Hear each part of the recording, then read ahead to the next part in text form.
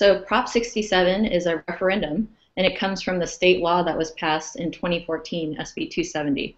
And that state law was to put a ban on single-use plastic bags at carryout for grocery stores, pharmacies, convenience stores, and liquor marts. And so it would ban single-use bags there. It would also put a 10-cent fee on paper bags and require a mandatory minimum charge for reusable bags. And that's really what we want to push people to, is to bring their own bag, the reusable part of it.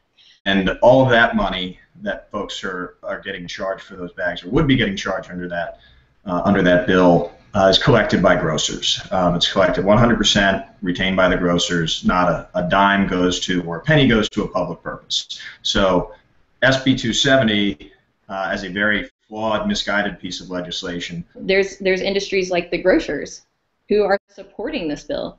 They have a patchwork of 150 communities throughout California that have different, iterations of local laws. They want this to be uniform up and down the state.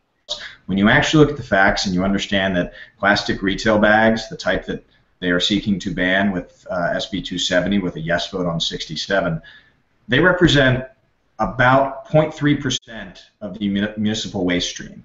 This type of product represents 0.3%. And if you look at litter as a unit of measurement, a litter count in a particular area, everywhere this issue has been studied, when you're counting what is making up the most litter, plastic bags are so far down, plastic retail bags are so far down on the list that they're typically in the 1% range, maybe 2%. So the idea that banning this particular product is going to result in a meaningful environmental benefit is just wrong. It's an eyesore, but it's also harming our environment. It's detrimental to marine wildlife, including turtles and fish. Plastic actually doesn't break down all the way. It photodegrades, so it breaks into little pieces, and that's what's ingested by fish.